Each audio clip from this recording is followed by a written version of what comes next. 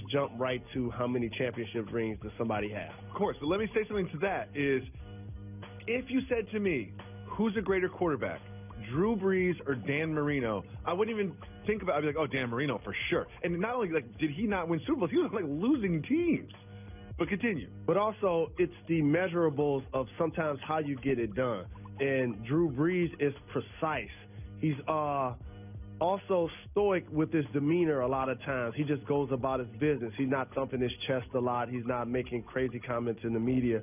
And sometimes you don't see that rocket throw you'll see from Dan Marino when he's throwing it to Duper or Clayton that just wows you with his ability and his talent. And so when this conversation does take place, it's going to be how many rings does, Tom Brady has 5. Joe Montana has 4. That's where it always ends Terry up. Bradshaw has 4. Really what I think it is, it's the precision, it is the demeanor, and it's also just the lack of highlights.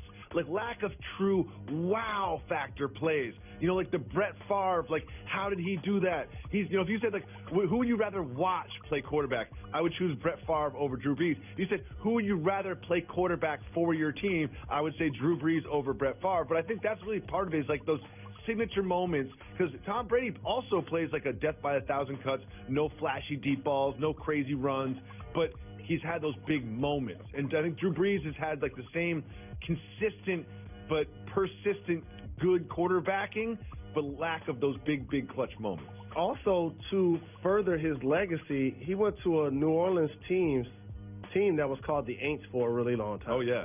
So he had to turn around a culture for a football team. So a lot of times initially we weren't paying attention. People were still trying to compare what's happening with Eli, what's happening with Phillip Rivers. Okay, which one of these guys is really going to emerge from that class? Yep. So his level of excellence and his consistency, you want to start to now divvy out the credit. You're going to give Sean Payton a lot of credit for being a terrific play caller, designing all of the things that you see happening out there on the field. You're going to give talent to the backs. Now he has Ingram, he has Kimura.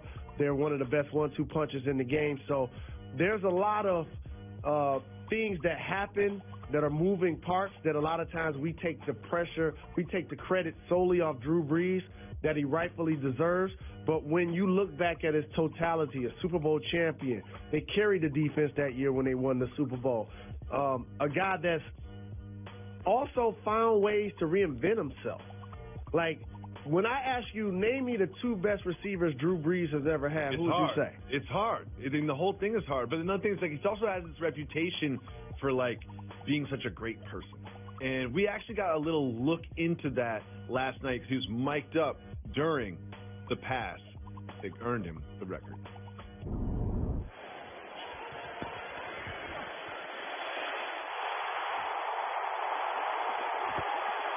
I love you, bro. I love you, bro. I love you, bro.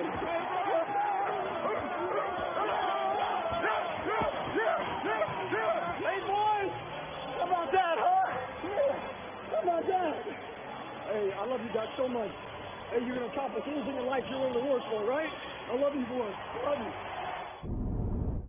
I love you can accomplish anything in the world if you want to work for it. They're I want to watch a movie when we get home. I want to make the popcorn and raid the refrigerator. Yeah. We celebrate tonight. I want to Can I eat as much candy as I want tonight? Yeah. I think he always handles himself with class.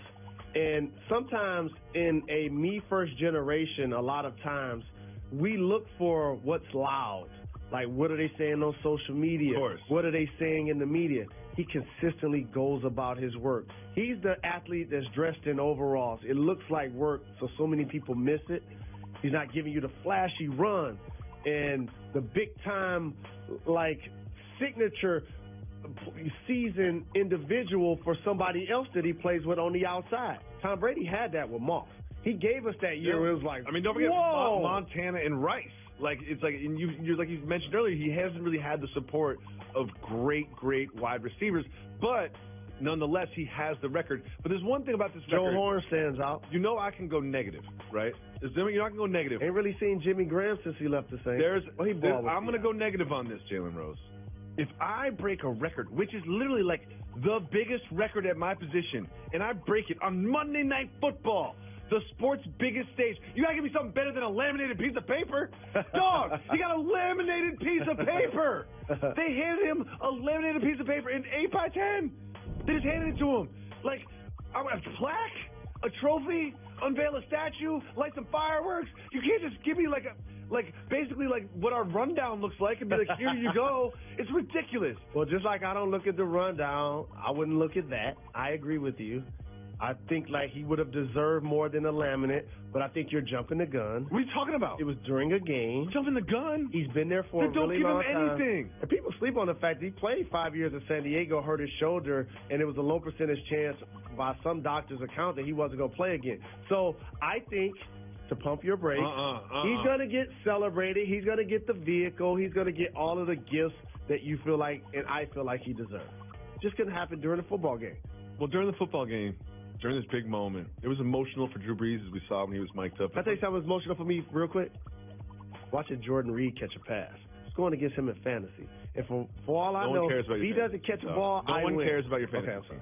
But people care about Drew Brees. You know who else cares about Drew Brees? This fan. Take a look. He's crying. I mean, he's emotional. Look at him. Look at the big man with the tattoos and the beard. Just crazy. He's not just it's not one tear like when you're watching a movie. He's really crying. He's into it. Soft move or boss move, getting this emotional over Drew Brees breaking the record. Boss move. Okay, explain. It's a boss move because he's emotionally invested. And a lot of times people forget the term fan is short for fanatic. Mm-hmm. And we don't know if Drew Brees' performance or his philanthropic endeavors and what he's done for New Orleans has that guy so very fortunate that he gets a chance to watch that guy play quarterback for his team.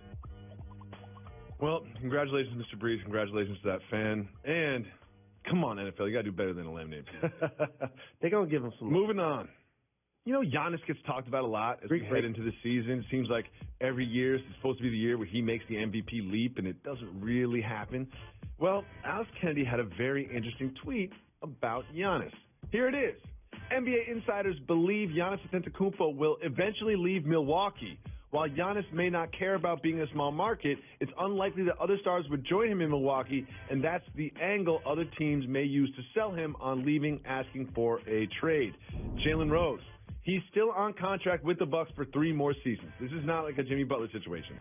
But do you see Milwaukee in the next 2 years being able to put a team around him that makes him want to sign an extension? My distinct answer is I hope so. And there were a couple of things in that tweet that I want to highlight. The word eventually, which is infinite. It could be 1 or 2 seasons. It could be 8 or 9 seasons. The other thing I want to highlight is we got to also start giving the players some responsibility for recruiting people to come run with them. I think that gets lost.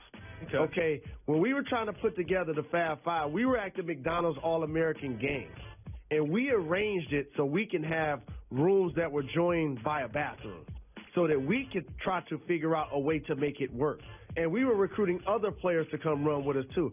Calvin Rayford, don't go to Kansas. Come play with us. Big Dog Robinson, don't go to Purdue. Come play with us. Voshon Leonard, my high school teammate, don't go to Minnesota. Come play with us. We always say, even when I asked the question, I was like, can the Bucks put the players around him to make him want to stay? Correct. And he put the players around him to make him want to stay. He's not a rookie anymore. Correct. He's at the All-Star games. He got everybody on the text. He's playing in the biggest leagues. He knows the players intimately. You see LeBron James moving pieces around the chessboard. That doesn't mean Giannis can't do it. Correct. He can make it happen. I like how you flipped that. Let's move on to news that matters.